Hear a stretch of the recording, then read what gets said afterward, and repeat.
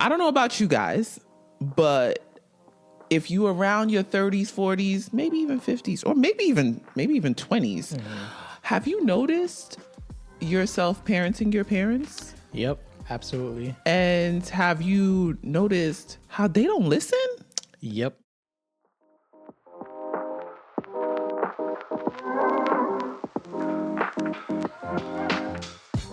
Welcome to the Noir Poise podcast, where wisdom is power is more than just a motto. It's our way of life. Welcome back to another episode of the Noir Poise podcast. Ruth and Sam here. I don't know about you guys, but if you around your 30s, 40s, maybe even 50s, or maybe even 20s, have you noticed yourself parenting your parents? Yep, absolutely. And have you noticed how they don't listen? Yep. I heard someone say that they're 50 going on 15 or something like that. Legit, I feel like the generation before us, like they are stuck in their teenage years and they refuse to be elders. Yeah. Let's put it that way. They refuse to be elders, okay? And at this point, it's tiring. Yeah. And I hear it from everybody where like all the friends we have practically or family members, everyone's doing the same thing where like you're at the stage of like parenting your parents and they do not listen, whether it's like health, finance, or just like safety. Like go home at a decent hour. Like, what do you do? What are you doing outside at 10 p.m.? What's there to do outside at 10 p.m. for a 60 or 70-year-old? What are you doing? It's almost as if everything they told us not to do when we were kids, they're doing themselves now. Right. And they're making excuses for it. That's the worst part. It's like you're making an excuse excuses for it. That's facts. You know, I'm a big stat person. I love surveys and data. We recorded an episode called Millennials Are Dope and have further proof of that. So did you know that we're now considered the sandwich generation? I mean, it feels like it. So no one needed to tell me that. I think I mentioned it in the episode. I was like, we're like the bridge. We're the in-between. So New York Life published a survey in 2023 that showed 66% of millennials are caregivers. Yeah. Compared to like, I think it was, let me look it up real quickly, 23% of Gen Xers. So it shows that we're taking a large portion of the caregiving role currently in America. I thought I was alone, but it wasn't until I started speaking with other people my age that I noticed like, oh snap, we're all kind of taking care of our parents to some extent. And I'm not talking about your parents are handicapped or they're really up there in age and you got to manage this and that. I found some more data. So 45% of millennials are providing financial support. 45% are running errands on their parents' behalf or aging relatives' behalf. 44% are preparing meals. They say millennials spend an average of 22 hours per week providing care. 47% said there was a time that their household was unable to meet essential expenses due to the cost of caregiving in the past. And 90% report making financial life changes or financial decisions because of caregiving responsibilities. So it shows that like we're taking a large portion. And that's the point I wanted to make, where it seems as if previous generations was more so like, you know what, you're getting up there in age and I know it's my responsibility to take you in. You can't do certain things anymore. Well, back to your point, it seems as if they're doing the things that you would expect. They're stubborn. Yeah, they're stubborn. They're doing the thing that you wouldn't have expected them to be doing at their age. Facts. Yeah, I really feel like that's like everybody's story. and I think that's the difference too, is because it's not mainly because of disabilities. Yeah. It's really just the older people in my family, for the most part, they drive. Yeah. They can take care of themselves. They don't need physical assistance. Right. They need emotional, mental, financial assistance. That's the portion where I'm just like, it doesn't even have to be that. But unfortunately, it's becoming a burden on our generation because of what they chose to do or not do. Yeah. And I think that's the part that's frustrating, is because, of course, as a caregiver, you imagine, like when you hear the term caregiver, don't you imagine like someone who's caring for someone who's incapable? Right. Right. But in our generation, it doesn't feel like that's the bulk of it. Yeah. It feels like it's literally we're caring for people who choose not to care for themselves in the proper way. Yeah. Bro. So when you're speaking, you reminded me of a story of my father. He usually gets home at around a certain time for work. And we noticed that it was 30 minutes and he wasn't home. I think you remember that story now. Then it was like an hour and he wasn't home. Yeah. Then it was 2 hours. So my mom calls me and says, he works 20 minutes away by public transportation. It's been 2 hours now. So now everyone's worried. He's not picking up his phone. We have no idea where it's at. I'm panicking now. Like, I'm literally, I called the local hospital. Like, I'm searching the news to see if there was anything happening in the subway or whatever the case is. It's funny now because we know he's okay, but it's just like, bro. No, I was highly upset. Like, he ended up showing up, I think, 2.5 hours afterwards and said that he wanted some bread or something. Yeah, he wanted some Haitian bread. So he was picking up bread.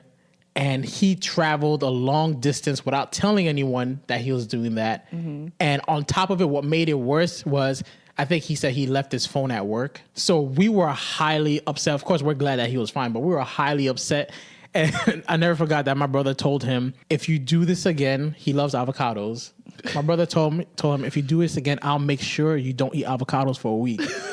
Like, a week? That's it? I mean, to him, that's nice. A long time because he loves it. But nice. The point I'm trying to make is, like, I've noticed that not just my brother, but myself had to resort to some kind of, now we have to discipline you in a way because you're doing not things even just discipline, right? Threats. Like, when we did that, I didn't do that often as a kid, but there was a time I did that and I had my phone, so they knew I was out. Mm-hmm. They got upset with me. Mm-hmm. So now I'm like, how do you think we feel where you're old? You don't speak the language properly. Right. And it's been 2.5 hours when it should have taken you 30 minutes at max. I've heard stories like this all the time where parents are doing things. It's like, are you kind of doing this on purpose? Like, is this payback? Honestly, I literally stare at my mother sometimes like, are you testing us to see if we care? Because sometimes that's what it feels like. Like, they just be intentionally doing things just to see how far they could take it or to see if like we still care. Because then when we get to the point of like the threats, you call it discipline? No, me and my sister, we straight threaten.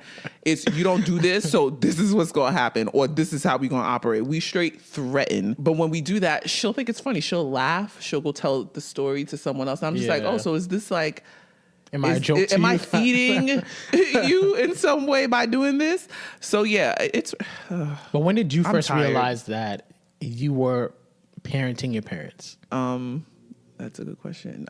A definite age, I don't remember. I know for sure I was still living at my aunt's house when I did. So definitely under 14. Under 14, yeah. Yeah. But my situation, I think, is different. Yeah. And we'll touch on that topic too. But I think it's gotten to the point of what you just said, like the threats and the discipline and like, where are you right now kind of situation. Yeah. It's gotten more intense. Probably like around 18-ish. Like when I started becoming like adult age, I guess you could say, that's when I started like being more on her, like, where are you? What are you doing? Kind of thing. And I think she tolerated it a little bit more too. Yeah. So in that aspect, I would say like probably like my late teens, early 20s. And then after that, I mean, I don't even consider her my mom. She's my child.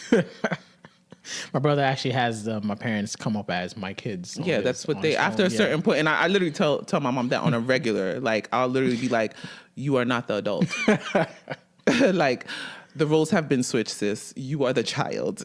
My sister is the father. We literally, this is what, my sister's her father and I'm the mother. This is what it is. And she just has to obey. I think for me, it's probably started around the same time frame. But really, around your teenage years? Yeah, I think so. I think it's slow. It was a slow progression. Well, your story, I think, falls into the category of what I'm going to discuss too. So that could be why. I think it was a slow progression. But when I could say I officially started parenting my parents, it was around that age when I start to notice. Because, you grow up and you think, my parents know what they're doing. Like, if they did something, that's the best option. I think it was around when I got into that 18, 19, 20 age that I started to notice like certain trends. And we had a whole discussion, and I told them, like, I think I need to, start being more involved. They didn't agree with it at first, but I told them, like, let me kind of convince you in a way. But then I think they started to see the benefits, which now that I'm thinking about it, I'm sure they took advantage of that. Like, oh, I got someone here that's going to look after me, so I might as well just do whatever kind of thing. But I hear the similar stories all the time where it's kind of like a progression where it's not one day you just say, you know what, I'm doing this for them, but you just start to notice like, wait, I don't think my parents always make the best decision out there. And there's still to this day a lot of resistance. And I can't understand why, because it's like, if you have someone trying to help you, why push back? Well, at the end of the day, you can't help people who don't want to help themselves. Yeah. And I think that's the lesson we've been learning the past few years, right? Like, I don't know about you, but I feel myself like pulling back a little bit where I'm just like, you know what? I want to make sure you're alive and well, but like the little things that I used to nitpick at before, I'm just like, yo, whatever. Right. Like at this point, it's like, you want to do that? Fine. Do you. Be a crazy teenage child. Like, do you. So to some extent, like at some point you kind of have to like push back, especially if you notice that it's starting to affect like your well-being or your self-care or your growing family. Right. And I think that's where a lot of people may start to like really realize that this is a real burden, because we could laugh about it all we want. And yeah, it's funny, it's cool, whatever. Ha ha ha. Yeah, our parents are children. Yeah. We don't talk enough about how much it becomes a burden when you then start your own family. Yeah. And having those child parents, well, they're just those parent-childs, whatever, having them not comprehend what burden they put on that child. Yeah. And that's the portion for me with our generation as millennials and even Gen X or even above if whatever. But I think a lot of us are starting to feel the load a little bit more. It's easy when you're in your early 20s and it's just like, yeah, you got work, you got school, and maybe you got some bills and stuff like that. But once you become a parent and you recognize like you're that sandwich, you know, you start to realize that you're going to focus on the things that need to be done, not all the little things that they want to be done. So setting boundaries and things of that nature, that's where the conflict starts. That's where the irritation really begins, because it's one thing where it's just like get home on time, but it's another thing where it's just like I want you to live, you know, and you're not making the right choices in order for you to live, and they don't recognize the burden that it then puts on the children. Because when they don't follow those orders or they don't do what they're supposed to do as the adult, what happens is it becomes an even heavier burden later down the line for us. Because if the parent then becomes disabled because of their poor choices, they then end up in debt because of their poor choices.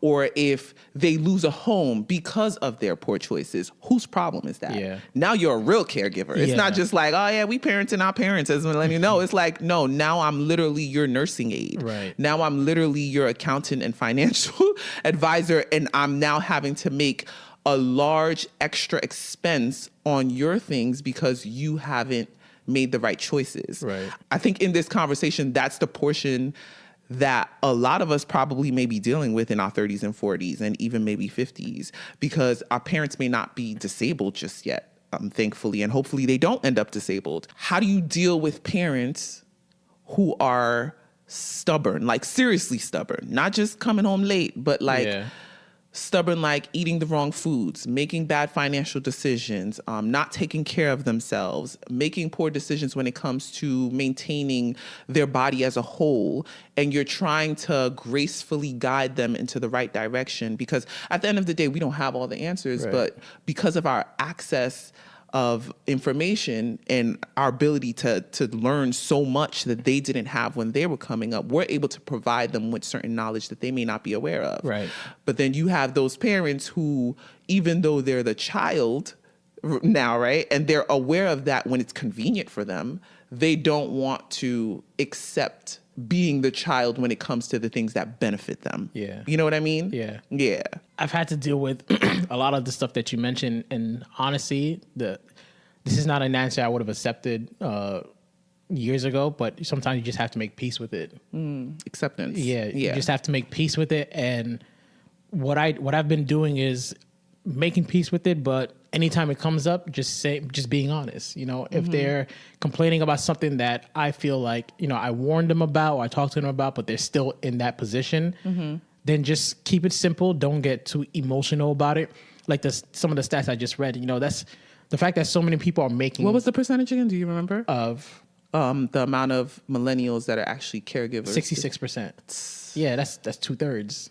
It's wild. Yeah, and that's only for, that number was, I believe, only representing people who are taking care of older adult. They're not counting people in our situation where you're taking care of the generation above and the generation below. Yeah. And the fact that so many people have to make... sometimes even grandparents. Yeah, and the fact that so many people had to make financial cutbacks and decisions. At some point, if I'm going to be completely honest, you're going to feel some kind of anger or resentment. Yeah, definitely the resentment aspect, I think, for sure. Yeah, and I've heard other people share this too, where it kind of changes the way they look at their parents, because it's like, I know I felt that, like, why are you doing this to me? You know, we used to grow up and hear our parents say that. Like, why are you doing this to me? Now it's just like, don't you realize how you hurting me? Yeah, like, don't you see what like the amount of things I have to do because you're not, doing your part, and I know you're capable. You're just choosing not to. And with that topic as well, I think taking accountability on my part, where there were several times, more than several times, like I stepped up when I didn't need to step up. Ooh. So keep talking. So I feel like you preaching. Brother. So I think sometimes we got to take accountability for ourselves and say, okay, where you got to let them fall sometimes. Yes. You got to let them deal with the consequences. But that's the parenting relationship in general, right? Like if you have a child, you can't constantly do for them. Yeah. You have to let them fail. You're there to kind of just coach. So although, we shouldn't be parenting our parents, but in situations where we are, that's our reality, especially as like first generation Americans. At some point in time, it's going to happen. If it didn't happen when you were younger, it'll probably happen when you're older. But in parenting generally, you have to step aside and watch. You can be like, I think you should do this, that, and the third. And if they choose not to do it, then they deal with the consequences. So that's really good. Yeah. And the part that sucks is, that you still love them. And you don't want to see them fail. And it's kind of like, you kind of feel like no matter what, you're screwed. Like you're going to have to be dealing with something in the first place. But that was one of my biggest lessons, just learning to say, you know what, it's not my responsibility. And it's actually pretty arrogant to think that you know more than a person enough to say, this is what you're doing, end of story. You can help guide them. You can give them advice. But at the end of the day, it's their life. Right. I love that you mentioned that, because it leads me to what I wanted to also bring up, because while some of us start to see it at certain ages when we're becoming adults, there's some of us who deal with it our entire lives. So unfortunately, there are certain predicaments where the parents don't realize it in a lot of times, but they'll make the child a parent too soon by putting too much responsibility on them, by sometimes it's not even parenting the parent at that stage in life, but forcing that child to parent a sibling or younger siblings. So there's this term, I don't know if you've heard of it, parentification. No. Okay, so I'm just going to read the definition for you guys just so you're on the same page. Parentification is the role reversal in which a child takes on parental responsibilities for their siblings or parents. It can involve caring for a sibling or parent physically, mentally, or emotionally. Parentification can be a significant burden for a child and can lead to long-term mental health issues. You guys can look up the mental health issues and what it can cause, like emotionally or mentally. But I wanted to touch on that because sometimes it's not necessarily you're parenting in a physical aspect. Sometimes you have to parent in a mental and emotional aspect. And this is the problem that occurs when parents become parents without healing themselves. And that's the biggest lesson that I'm learning as an adult, even prior to becoming a parent, is the importance of working on yourself. Like other generations look at our generation and be like, oh, self-care, you're so selfish, But self-care is not about going to the spa and doing your nails all the time, although that's a portion of it because we deserve pleasure if we're working hard. But for me, when I think of self-care, I think of things of this nature, working on your traumas, working on your childhood issues, working on your flaws, taking the time to figure yourself out so that way you can guide yourself into healing. So that way now your kids don't have to deal with the same things. Because oftentimes we focus so much on the physical aspect. Oh, I didn't get this toy. I want my kid to have this. I didn't have a room. I want my kid to have a room. And those are nice. Those are great and stuff. But life ain't really about the physical all the time, right? So it's really the emotional and mental that I focus on. Because in my situation, I think I actually had to deal with this. Being one of two, I'm the oldest, I've said this before. You know how sometimes like you notice things, you realize it, but you don't say it out loud because one, people ain't gonna listen. One, people gonna look at you like, what are you talking about? Two, I didn't want to make it seem like my parent wasn't parenting me or like whatever the case is. But it's something I dealt with growing up from a very young age, where it was common knowledge that whatever I know, it was my responsibility. It was my obligation to make sure my sister knew it as well. And it wasn't just like little things like, helping them use the bathroom or whatever the case is, but it was literally everything, like up until our adulthood. And I didn't fully accept it to the point where I could say it out loud until I actually heard my sister say it out loud as an adult. What'd she say? She said that she realized that, that I played a motherly role versus my mom doing that for her. So it's not until like I heard her say it to me that I fully accepted that, like, all right, I wasn't bugging. You know what I mean? Sometimes you may think you bugging. Yeah. I was like, okay, I'm not bugging. This clearly is a thing, but not to get too much into it. But point is, there are a lot of people who deal with this because their parents are either emotionally unavailable. It could be situations where maybe they're abusing certain drugs or something like that. It could be a situation where they have to work and not be present. And as first generation Americans, that is something that a lot of us have experienced and don't recognize it until you become a parent. You be like, wait a minute, my dad wasn't. So not having parents as present as a child can sometimes force a child or an older child to parent the siblings, or children in general to have to parent themselves. Yeah. Or in a lot of cases, I'm sure you've been through it as first generation American, to parent your parents when it comes to like having to read documentations at such an early age when you don't fully understand it. Yeah. Before Google was a thing, like I remember reading like finance papers and things for work and signing my sister's report card and like, I shouldn't have said that. That's not legal, right? I have no idea. But whatever. Point is, like little things like that, because the parent doesn't have the time to do it, or they just don't know how to because of the language barrier. And that's a lot of things that we deal with. There's a lot of people who became nurses and went into the healthcare fields because they were the caregiver at such an early age for so many family members because they had to learn these things so soon. But that can be a form of parentification. And we don't stop to recognize the effects of what that can do to us as adults. Yeah. So I'm gonna hit y'all with the effects so y'all know, because sometimes you don't know until you hear it. So I'm gonna let you know. Okay. You felt responsible for your siblings or your parent as a child. So keep in mind, these are things that you felt when you were a child, not necessarily as an adult. Although it probably could be, but mainly as a child, because a child should never have this type of responsibility. In general, they should be allowed to be children. Although you want to instill responsibility in them, but it shouldn't be the responsibility of someone else's life. Right. They didn't become a parent. There's no reason for them to be one. Right. Your childhood lacked the feeling of play that other kids seem to have. You felt like you had to be the peacekeeper. You felt like your family wouldn't make it without you. You were given responsibilities that were not age appropriate. So in other words, handling bills at a young age is not age appropriate. Yeah. Medical documentation, not age appropriate. Things of that nature. Your childhood consisted of compliments about how good and responsible you were. I would have never figured that one. Yeah, because that's something that like throughout my whole life, I heard from my mom, but it was always a good thing. But we're going to get to the effects. Your anxiety and depression started young. As an adult, you have issues letting people take care of you, or you have an extreme need to feel taken care of with no responsibility. So it can be either or. But they're both extremes. There's no balance. You tend to be the caregiver in your relationships. So whether that's friends, other relatives and family, or your spousal relationship. You felt like your entire life has consisted of being of service to others. You find yourself in codependent relationships. So these are just a few, and you guys can look up on your own, but I just wanted to touch a few because some of these you don't stop to think like, oh.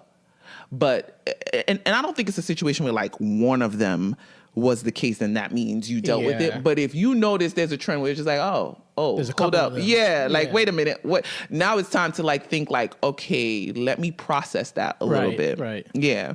Were you going to say something? Yeah, I was going to say, I think sometimes I wonder if it's just the cultural shift, because I've heard people say this before where the way it used to be is the older sibling raises, the sibling after that. And it's kind of like, that's really like the old way of thinking. Mm-hmm. But when you come from a culture that's being Haitian, I think sometimes that translates where they expect I teach you, and it kind of trickles down to every other sibling. Because some of the things, when I really think about it, I'm like, as crazy as it sounds, I'm glad that I had certain responsibilities because it made me who I am. Right. You don't regret things. I think sometimes it's the balance of things. Like some of the things that you mentioned, it sounds great. Like if you're young and you're mature enough to help your siblings, that sounds great. But I think it's the balance of it where you're only doing that and you're only doing chores and you're not only just, managing your parents' health care or legal documents, but you're also being a kid. I think if you had that balance, it would be okay. Mm-hmm. But I think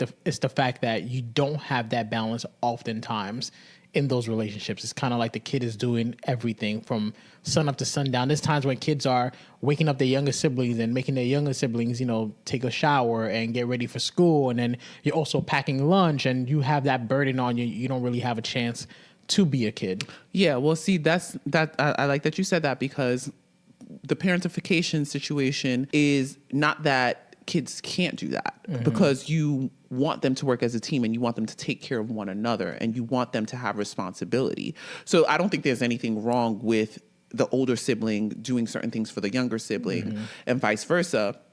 But it's when the parent makes it their responsibility. So in other words, you're disciplined for not doing it. Mm-hmm. That's not okay. Yeah. So in other words, like if the younger sibling does something or doesn't do something, they don't get in trouble. The one who is supposed to be watching them gets in trouble. Yeah. That's not okay. So let me go through some of what's not supposed to be a child's responsibility. Because, of course, it's a cultural thing. Because as a Haitian, honestly, I'm like, I want my kids to be able to, like, take care of one another. Like, you know what I mean? Like, I did it. I feel like it's okay as long as you're not disciplined or you're not in trouble or penalized for not doing it. Right. Like, you instill things in them to do so they can carry on into their adulthood, because you don't want to have an adult who then doesn't care to do anything for anyone else. You want to build children who want to care for one another. But what I've also told myself is I'm not just going to do that with my oldest to my youngest. You know what I mean? I would do that with all of the children. So whatever you're capable of doing as the middle child, it's your responsibility to teach your older brother. You know what I mean? And whatever he's capable of doing, it's his responsibility to teach you. Not necessarily responsibility like you have to do it, you have no choice, but you kind of like encourage it. Yeah. And just because it's your younger sister doesn't mean that you're the one that's always supposed to be doing for her. She should be capable of doing for you as well. So I think in that aspect, it's healthy because you want to instill that unity and that teamwork within siblings. But when you put the responsibility solely on one individual for a long period of time, it not only makes that child value themselves less, because I think that's what it actually does. It makes them not care for themselves as much as they should, because they're always too worried about caring for others and everyone else. So now you become an adult, and you have an adult who is a perfectionist, who's like an overachiever, who's hyperactive and don't know how to do for themselves. They don't know how to stop and think of themselves. They put others first all the time, kind of thing. You know what I mean? Like, it can lead to a very unhealthy and unbalanced life for that child. And not just that, but it then affects the other children too. Because now you're making those other children always depend on others. So now they grow up being incapable. And now you try to understand as the parent, well, why is this one so responsible and independent? And this one, I got to like baby and walk through. Well, you got to think of all those factors. You know what I mean? So now as an adult, like, I think of that because I'm a parent. Well, I thought about it before I was a parent because of like my story and stuff like that. But the point is, there's nothing wrong with instilling those things in children as long as it is not their responsibility to do it. They should be allowed to be a child, and they shouldn't be penalized for their mistakes, especially when the mistakes don't have to do with them. It has to do with others' emotional statuses and others' mental statuses and others' situations. Like, that's not fair. But this is just a few things that children should not have to do, right? They shouldn't have to mediate conflict with adults around them. So if the parents or adults are talking, there's no reason why they should be asking for your well, not necessarily asking for your input. They shouldn't be not involving you, because I actually think it's important to involve children depending on the age and maturity, because it then creates the unity that I said earlier. I personally believe in that. They shouldn't make it your problem, if that makes sense. So for example, like finances, a lot of times with the language barrier, you're forced to read bank documents and stuff like that for your parents, right?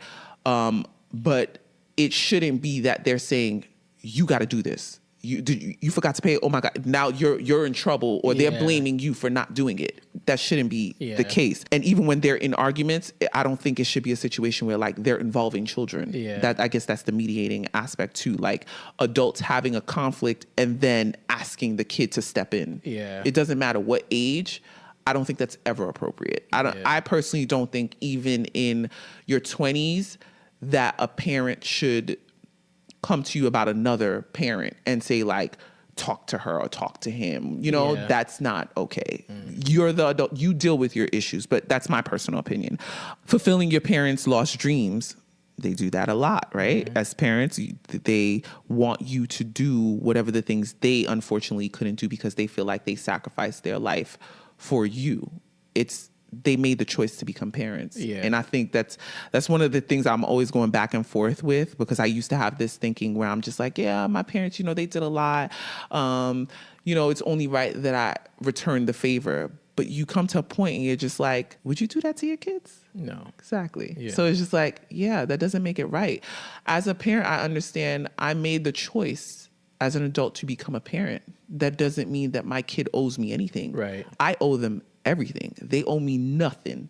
Now, do I want to raise a child where they care enough to be considerate and be a part of my life? Absolutely. But it shouldn't be where you're guilt tripped into doing things for them, or you're sacrificing your progression and your well-being or your family that you're growing for the sake of their, you know what I mean? Mistakes or things that they didn't get to do. Keeping dangerous secrets for loved ones, raising your siblings, or keeping the entire house clean as a child, stepping up to fill in the shoes of an absent parent, regulating the emotions of the adults around you, parenting your parents, upholding the same beliefs, not being allowed to like think for yourself as an individual, which that happens a lot in Haitian culture too. And then telling lies to uphold the family image. Of course, there's many more. These are just a few that I pulled from the internet, so do your own research. But that just gives a gist of what we shouldn't be making children's responsibilities. Our job is to influence. Our job is not to create an imitation of us. Right. You know what I mean? Yeah. I could see why it sounds like we're being kind of harsh, but I've also heard of parents doing exactly the opposite, where they did have certain dreams, and because they had a child, they put that dream to the side, but they never put that on the child. They never said, I could have been this because of that. And one thing I learned about human psychology is once your brain hits survival mode, it changes everything. And I think a lot of times the parents who put their kids in that situation is because their brain hits survival mode. They're struggling, so they see, oh, I have a kid who speaks better English than me. So my survival instinct tells me, if you don't make this kid interpret everything that's in this document, you're going to get in financial trouble or whatever the case is. Or I have two kids and one is old enough to take care of the younger sibling. It's going to enable me not to be late at work now. So my survival mode kicks in and tells the older kid, you have to do this or else I'm going to get fired from my job or I'm going to lose my job. I think a lot of it comes from the survival instinct, and you can kind of reset your survival mode if you humble yourself. If you kind of accept, like, I can't change this, this is something that will make it easier for me, but you know what? I'm just going to have to do it the hard way. Yeah. I'm going to have to get up an extra 30 minutes to make sure both kids are prepared versus telling the oldest kid, no, you need to do this so that I can get an extra 15 minutes of sleep. So it's hard, but it's a daily thing. And I've heard of parents doing exactly that. And I've always taken that lesson to heart, where it's not your kid's responsibility to pick up where you lack. It's not even their responsibility to know where you lack. Like, they shouldn't even know that you're having financial trouble. They shouldn't know that you're stressed or whatever the case is. But unfortunately, we live in a world where that's not always easy to hide. And it's not. Yeah, and sometimes if you don't say it, they feel it or they notice it. Like, there's certain things I think I was just observant and I noticed before my time. Yeah, but yeah. And one of the lessons that I've learned from parenting my parents and now being a parent myself is parenting my parents. I notice that they don't always listen because they're not into what I'm saying. Literally like children. Yeah, literally. You have to make it interesting. Yeah, you have to make it interesting. You kind of have to warn them, whatever the case is. So I took that lesson and now I try to speak the language of my child. Where I've been doing this recently where if I want her to truly learn a lesson, I notice she's not into it, I just turn it into a story versus getting frustrated or whatever the case is. Another lesson, learn to live in the present.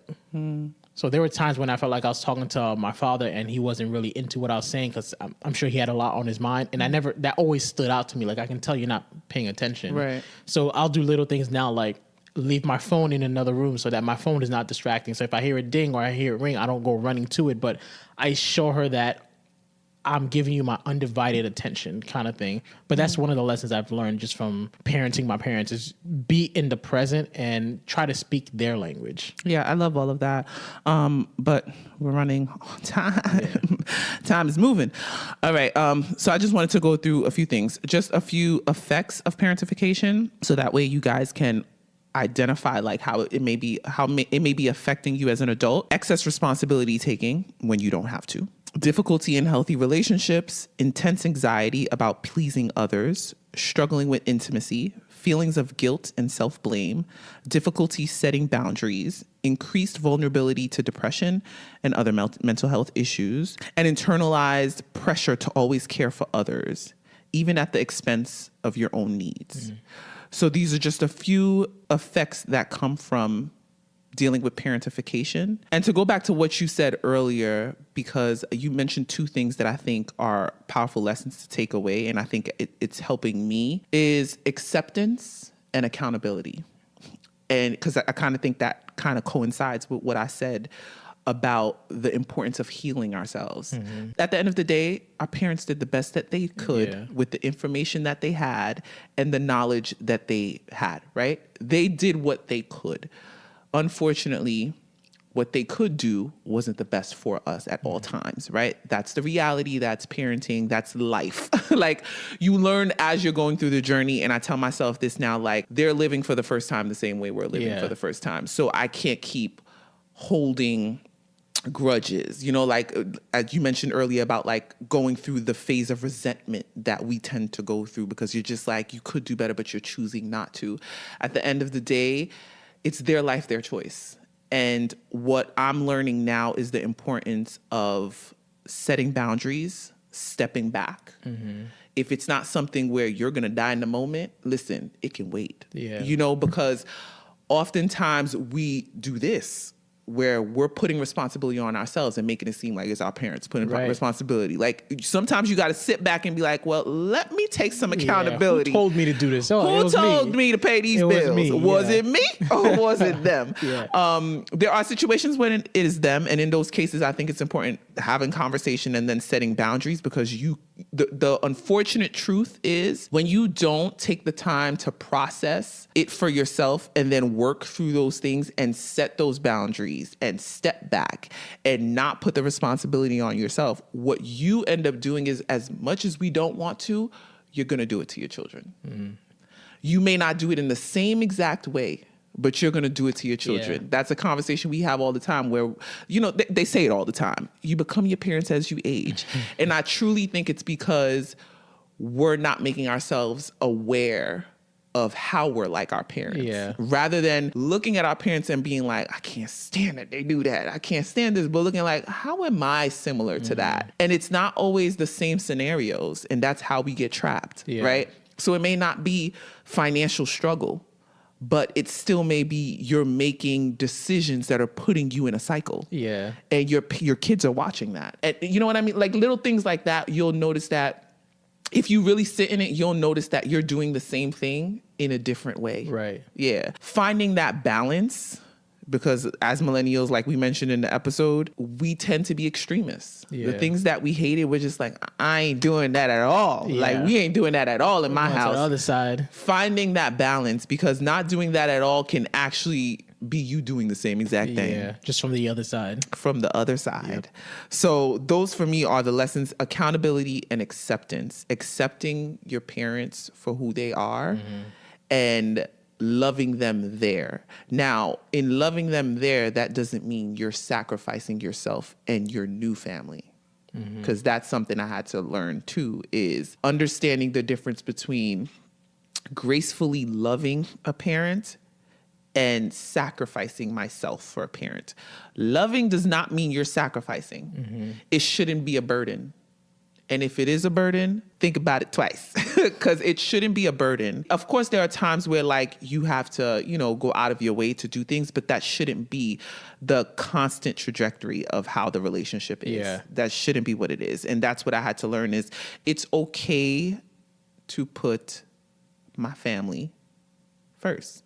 And by my family, I mean my husband and my child, my immediate family, because this is the new immediate. Yeah. While we grew up with our siblings and our parents being the immediate, they are now an extended family. They're not the immediate anymore. So you never want to allow the burdens of your new extended family to negatively impact the progression of your current family. If I had to say anything, that would be it in a nutshell. Yeah. While parenting your parents, I really think that's the goal for me, is making sure that it's not so burdensome that I'm not repeating the cycle without realizing that I'm repeating the cycle. Right. You feel me? Yeah. This was a long episode. I think we out. Yeah, it was good though. Actually, I learned a lot. I'm actually recording like the end, just so you know. Oh, okay. Yeah. All right. And we're out. This was longer than expected. Don't forget to like, subscribe, follow the page, follow us on Instagram, Noir Poise Podcast, NOIRPOISED Podcast. And see y'all on the next one.